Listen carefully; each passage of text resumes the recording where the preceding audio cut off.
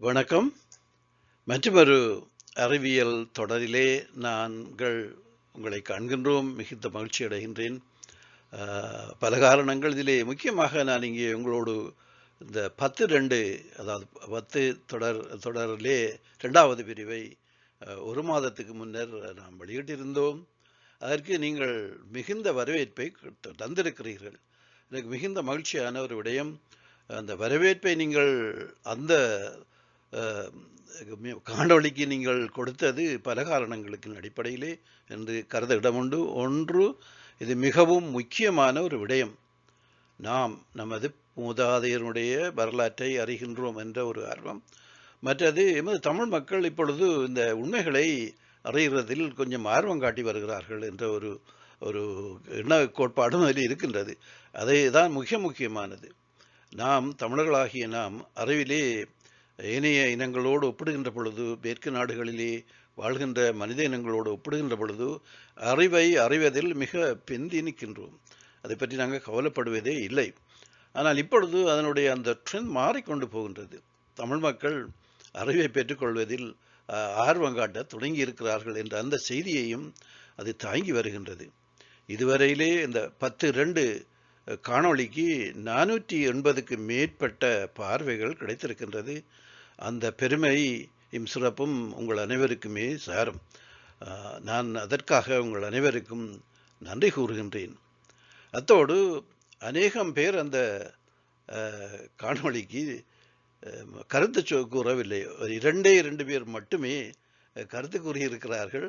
அவர்களுடைய பெயர் விவரங்களையும் கருத்துக்களையும் அடுத்த 4வது பகுதியிலே நான் சேர்த்துக் கொள்வேன். இப்பொழுது அதை நான் தவிர்த்துக் கொள்கின்றேன். இந்த சந்தர்ப்பத்திலே நான் மற்றொரு விடயத்தையும் உங்களோடு பகிர்ந்து கொள்ள வேண்டும். பலமுறை நான் இதை பற்றி உங்களிடம் கேட்டுக்கொண்டேன், வினயமாக கேட்டுக்கொண்டேன். நீங்கள் சப்ஸ்கிரைப் பண்ணுங்கள் என்று சொல்லி எல்லாம் கேட்டுக்கொண்டேன். காரணம், என்னுடைய நேர இழப்பை தவிர்த்துக் கொள்வதற்காக. என்னுடைய முகநூல் தொடர்பிலே 5000 பேர் இருக்கிறார்கள். இதுவரை 330 பேர் வரையில தான் சப்ஸ்கிரைப் பண்ணி இருக்கிறார்கள். ஆகவே ஏனையோர் அனைவரும் அதில் இருக்கிறார்கள். இவர்கள் வருகின்ற பொழுது நான் அந்த மெசஞ்சர் மூலமாக அந்த காணொளிகளை நான் பகிர்ந்து கொள்வது உண்டு. ஆனால் அது மிகுந்த சிரமமான ஒரு காரியமாக போய்கொண்டிருக்கின்றது. பல விடயங்கள் தொடர்பிலே. ஒன்று, முகநூல் ஒரே விடயத்தை மீண்டும் மீண்டும் செய்வதற்கு அனுமதிப்பது இல்லை. ஒரு 10-12 தடவைகள் நான் அனுப்பிவிட்டால் அதோட ஷட் டவுன் பண்ணிவிடும். ஷட் ஆஃப் பண்ணிவிட்டால் பிறகு 2-3 நாளைக்கு பிறகுதான் நான் அதை யூஸ் பண்ணலாம். ஒன்று, அதில் இழக்கப்படுகின்ற நேரம். மற்றது பாருங்கள், நான் பலர் அந்த வீடியோக்களை நான் அனுப்பியும் பார்ப்பதே இல்லை. அது சில வேளை அவங்களுக்கு கிடைக்காமல் இருக்கலாம், அல்லது அவர்களுக்கு இது வேண்டாத ஒன்றாக இருக்கலாம், அல்லது நேரம் கிடைக்காமல் இருக்கலாம். எதுவாக இருந்தாலும் என்னுடைய நேரம் அங்கே இழக்கப்படுகின்றது. எனக்கு நேரமில்லை என்ற விடயத்தை உங்களோட அன்போடு நான் பகிர்ந்து கொண்டேன். நீங்கள் எத்தனை பேர் புரிந்து கொண்டீர்கள் எனக்கு தெரியவில்லை. இறுதியாக இன்றைக்கு நான் பல மீண்டும் மீண்டும் யோசித்து ஒரு முடிவைக்கு வந்திருக்கிறேன். அதாவது, அங்கே டோமன் அந்த என்னுடைய முகநூலிலே நான் வீடியோக்களை அனுப்பியும் பாராமல் இருக்கின்ற நண்பர்களை நான் நீக்கிவிட முயல்கிறேன். நேரம் கிடைக்கின்ற பொழுது அதை முதலில் செய்ய வேண்டும். என்னுடைய நேரத்தை நான் மிச்சம் பிடிப்பதாக இருந்தால் அதை செய்ய வேண்டிய கட்டாயம் எனக்கு இருக்கின்றது. இது நல்ல செய்தி அல்ல. இது நான் சொல்லவும் எனக்கு விருப்பமில்லை. இருந்தாலும் தவிர்க்க முடியாத காரணத்தினாலே, என்னுடைய நேரத்தை நான் பாதுகாக்க வேண்டிய காரணத்தினாலே அதை செய்ய வேண்டிய கட்டாயம் எனக்கு இருக்கின்றது.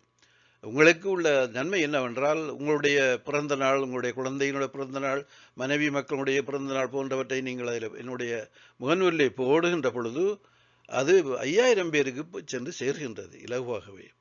அது அந்த நன்மை உங்களுக்கு உண்டு. அதற்காக நீங்கள் வைத்து கொண்டிருக்கலாம். ஆனால் என்னுடைய நேரத்தை நான் இழப்பதை நீங்கள் அனுமதிக்க முடியாது, நானும் செய்ய முடியாது என்ற காரணத்தினாலே நான் உங்களை வெளியேற்ற வேண்டிய கட்டாயம் இருக்கின்றது. உங்களுக்கு விரும்பினால் நீங்கள் சப்ஸ்கிரைப் பண்ணலாம். அதாவது என்னுடைய வீடியோ காணொளிகள் யூடியூப்பிலே ஓடிக்கொண்டிருக்கின்ற பொழுது அதுக்கு கீழே சப்ஸ்கிரைப் என்ற ஒரு கருப்பு பட்டன் இருக்கின்றது. அதை நீங்கள் நசித்து விடுவது மட்டும்தான். நீங்கள் வேறு ஒன்றும் செய்ய வேண்டிய அவசியமில்லை. உங்களுக்கு நான் இப்போ என்னுடைய வீடியோக்கள் உங்களுக்கு நிறைய வரும். நீங்கள் பார்க்கலாம், பார்க்காமலும் விடலாம். இதால் நீங்கள் இழக்கப் போவது எதுவுமே இல்லை. ஆனால் நான் அதில் சம்பாதித்துக் கொள்கிறேன் என்ன, என்னுடைய நேரத்தை நான் மிச்சம் பிடிக்கின்றேன். நான் வேலை வேலைகளெல்லாம் செய்யலாம். ஒவ்வொரு மாதமும் நான் பல விடயங்களை படித்து உங்களுக்கு இந்த தந்து கொண்டு இருக்க வேணும். அதோட என்னுடைய வாழ்க்கை விடயங்கள் உங்களுக்கு தெரியும். இப்படியான என்ன ஒரு நாட்டிலே நாங்கள் வாழ்வதாக இருந்தால் அது ஒரு இயந்திரம் மாதிரியான ஒரு வாழ்க்கை தான்.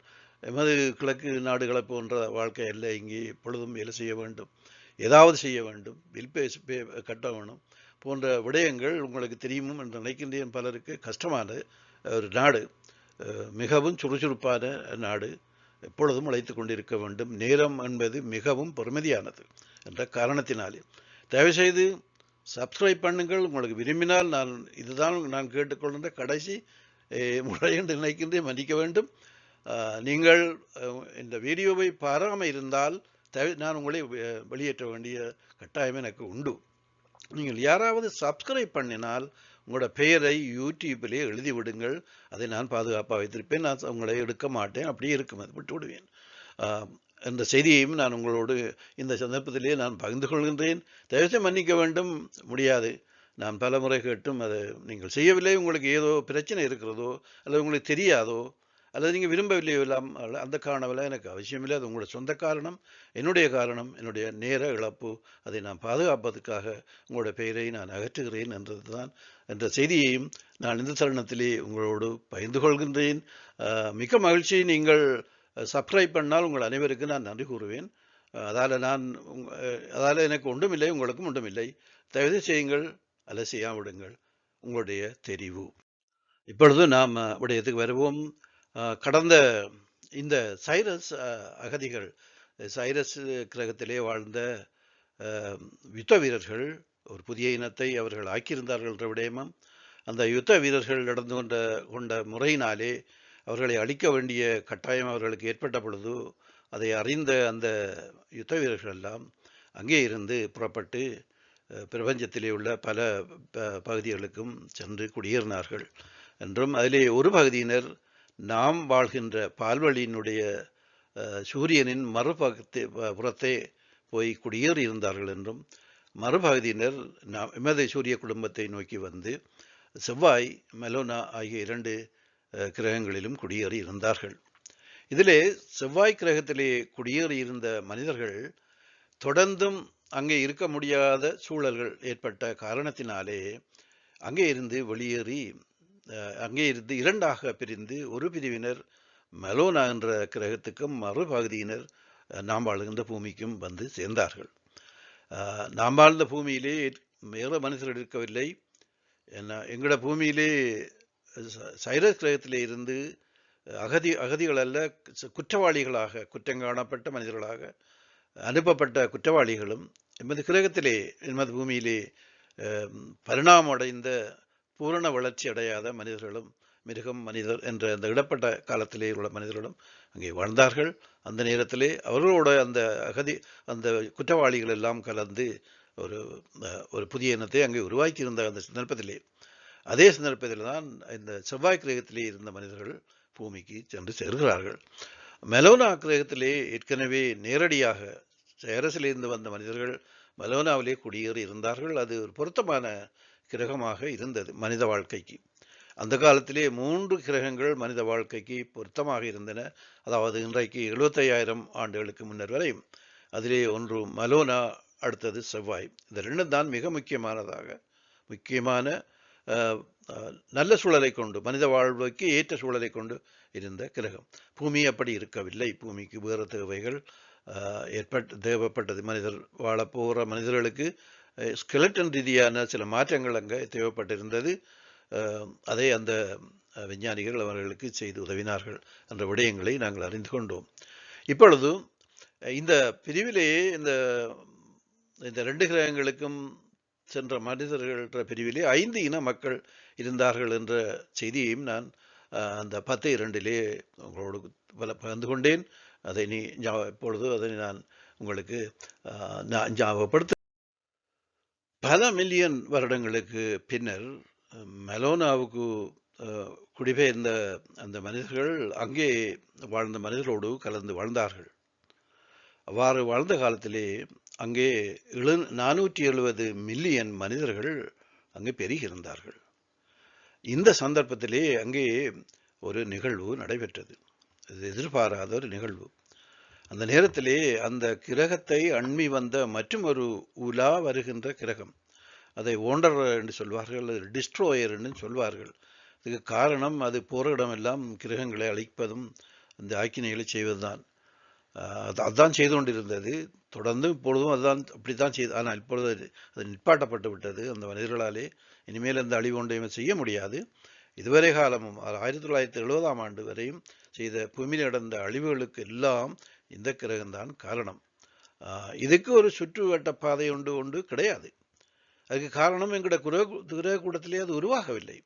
அது வேறொரு கிரக கூட்டத்திலே உருவாகி அங்கே எல்லாம் அழிவுகளை செய்து இங்கே வந்து சேர்ந்து இங்கே அதைத்தான் செய்து கொண்டு இருக்கிறது. இந்த கிரகத்தை பற்றிய முழு விவரத்தை நான் உங்களுக்கு பின்னர் படிப்படியாக சின்ன உங்களோட பகிர்ந்து கொள்வேன். காரணம், இது எங்களுக்கு தேவையான விவரங்களை இது கொண்டு இருக்கிறது. எங்களோட சரித்திரத்திலே, பூமியில் உள்ள சரித்திரத்தில் மிக முக்கியமான பகுதிகளை இந்த மெலோனா, அதை இந்த டிஸ்ட்ரோயர் என்ற கிரகம் செய்திருக்கிறது. அது எங்களுக்கு தெரியும். எங்களுடைய குமரிக்கண்டத்தின் அழிவு, இந்த குமரிக்கண்டத்தின் அழிவு இதனால் தான் இந்த கிரகத்தான் செய்தது. இது 3 தடவை செய்ததாக எமக்கு செய்திகள் தெரிவிக்கின்றன. அந்த குமரிக்கண்டம் 3 தடவையாக படிப்படியாக அளிக்கப்பட்டது. அதன் எந்த காலம் என்று சொல்லி தெளிவாகவே எமக்கு அந்த குறிப்புகள் நம்மிடம் உண்டு. அதை நான் உங்களோடு பகிர்ந்து கொள்வேன். அது நெருக்கமாக நம்முடைய தமிழ் சங்கத்தோடு நெருங்கி செல்கின்றது.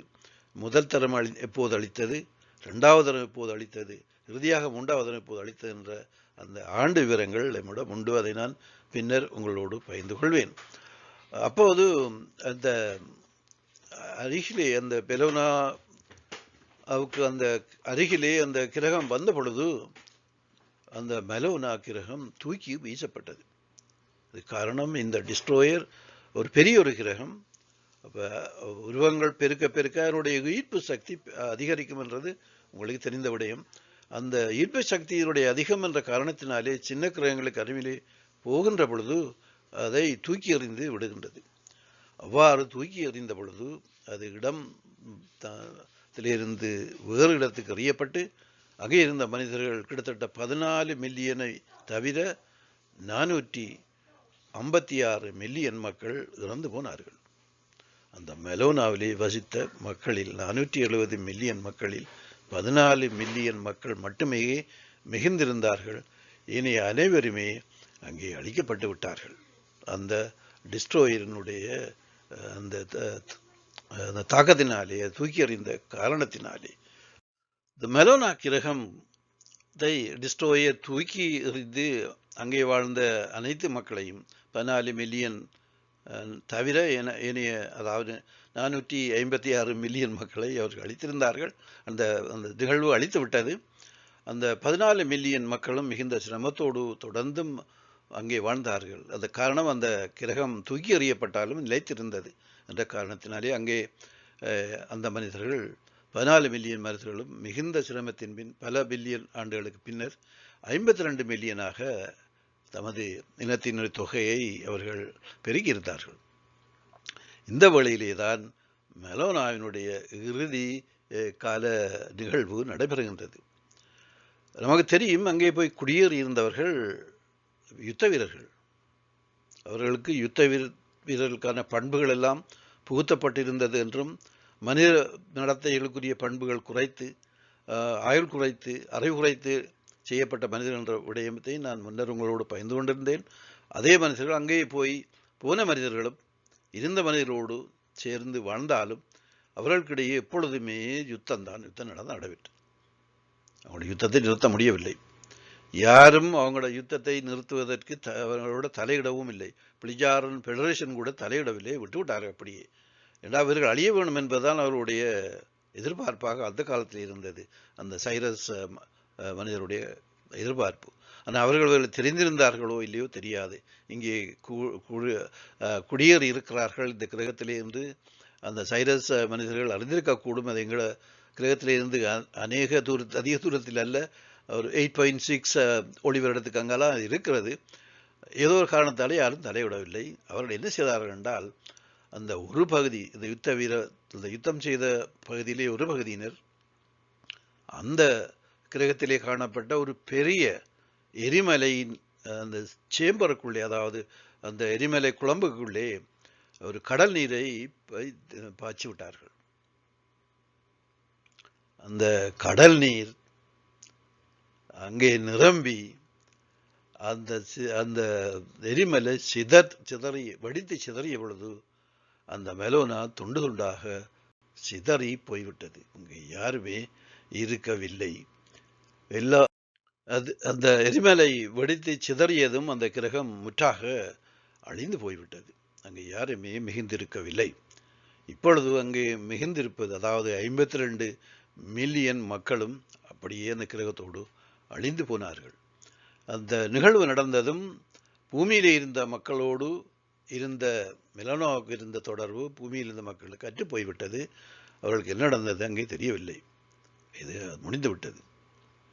அதன் பின்னர், அதாவது இந்த எரிமலை வெடித்து அது துண்டு துண்டாக சிதறி போனதன் அது இன்று நாங்கள் காண்கின்ற அஸ்ட்ராய்ட் பெல்ட் என்ற அந்த சிறிய கிரகங்கள் கூடிய பகுதியாக அது மாறி இருக்கின்றது. அதாவது நாங்கள் அன்று கண்ட இந்த மெலோனா தான் நாங்கள் இன்று பார்க்கின்ற அஸ்ட்ராய்ட் பெல்ட் என்ற குறுங்கிரக பட்டை என்று கூறுவார்கள். துண்டு துண்டா வடித்து சிதறிய அந்த இதுதான் நாங்கள் இப்பொழுது காண்கின்றோம். அதுதான் முதல் மெலோனாவாக இருந்தது என்ற விவரத்தையும் நாங்கள் அறிந்து கொள்கின்றோம். இத்துடன் இந்த 10 அந்த அகதிகள், சைரஸ் அகதிகள் என்ற பிரிவிலே காணப்பட்ட 3 பகுதியை நான் ஒரு முடிவுக்கு கொண்டு வருகின்றேன். அடுத்து உங்களுக்கு 10/4 அடுத்த மாதம் அந்த இறுதி பகுதி உங்களுக்கு கிடைக்கும். அது ஒரு வித்தியாசமானதும் சுவாரஸ்யமான பகுதியாக இருக்கும். இறுதியிலே வந்து பூமியிலே குடியேறிய மக்கள் யார் என்ற விவரத்தை உங்களுக்கு தெளிவாக கூறுகின்ற பகுதியாக அது இருக்கும். பொறுமையோடு கேட்டுக்கொண்டிருந்த உங்கள் அனைவருக்கும் இந்த சந்தர்ப்பத்திலே நான் நன்றி கூறிக்கொள்கின்றேன். மீண்டும் அடுத்த மாதம் உங்களை காணும் வரை வணக்கம் கூறி விடைபெறுகின்றேன். வணக்கம்.